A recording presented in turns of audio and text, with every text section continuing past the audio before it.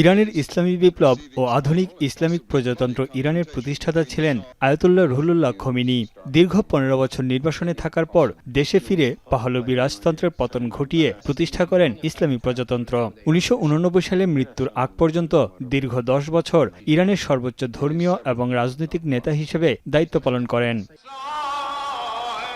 Ayatollah Ruhullah খোমেনির জানাজা ইতিহাসে স্মরণীয় হয়ে আছে। ১৯৮৯ সালের ৬ জুন ওই জানাজায় অংশ নেয় ১ কোটির বেশি মানুষ, যা ইরানের তখনকার জনসংখ্যার ৬/১ বিপুল জনসমাগমের জানাজাটি জনসংখ্যার অনুপাতে বিশ্বের সবচেয়ে বড় জানাজা হিসেবে গিনেস ওয়ার্ল্ড রেকর্ডসে জায়গা করে নেয়। রুহুল্লাহ খোমেনির জানাজা ঘিরে তেহরানের পথে তৈরি হয়েছিল ৩২ কিলোমিটার দীর্ঘ শোকাহত মানুষের সারি। এই সময় আটকে যায় তার জানাজার যাত্রাপথ। প্রচণ্ড ভিড়ে পরিস্থিতি দ্রুত নিয়ন্ত্রণের বাইরে চলে যায়। দেখা দেয় বিশৃঙ্খলা, হুড়োহুড়ি ও পদদলিত হয়ে মারা যান অন্তত ৮ জন এবং আহত হন কয়েক হাজার।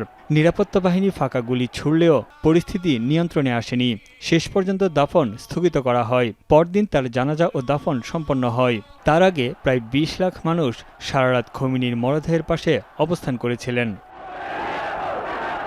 আয়াতুল্লাহ রুহুল্লাহ খোমেনির মৃত্যুর পর ১৯৮৯ সালে ইরানের সর্বোচ্চ নেতা হিসেবে দায়িত্ব গ্রহণ করেন আয়াতুল্লাহ আলী খামেনি। দীর্ঘ ৩৬ বছর দেশটির সর্বোচ্চ ধর্মীয় ও রাজনৈতিক নেতৃত্বে ছিলেন তিনি। যুক্তরাষ্ট্র ও ইসরায়েলের যৌথ হামলায় নিহত হন আলী খামেনি। তার জানাজা ও দাফন ঘিরে সপ্তাহব্যাপী আয়োজন করেছে দেশটি। প্রায় ২ কোটি মানুষের অংশগ্রহণে নতুন ইতিহাস গড়তে যাচ্ছে ইরান। বিশ্বকাপ দেখুন বায়োস্কোপ প্লাসে, সব নেটওয়ার্কে, সব ডিভাইসে। দেশজুড়ে জারি করা হয়েছে সর্বোচ্চ সতর্কতা। বিশৃঙ্খলা এড়াতে নেওয়া হয়েছে মহাপরিকল্পনা। তেহরানে ২৫০০ অ্যাম্বুলেন্স, ২১টি হেলিকপ্টার, শতাধিক ড্রোন এবং হাজারো উদ্ধারকর্মী মোতায়েন রাখা হয়েছে।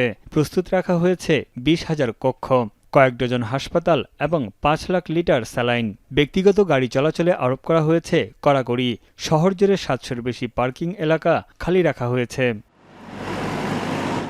ইরানের ইসলামী বিপ্লবের প্রতিষ্ঠাতা নেতা আয়াতুল্লাহ খোমেনির মৃত্যুবার্ষিকীতে আজও তার সমাধিসৌধে হাজির হন লাখো ইরানি। বিশেষজ্ঞদের মতে আলী খামেনিও প্রজন্ম থেকে প্রজন্ম পর্যন্ত ইরানিদের অনুপ্রেরণা হয়ে থাকবেন। তানভীর জনি, এখন বিশ্ব।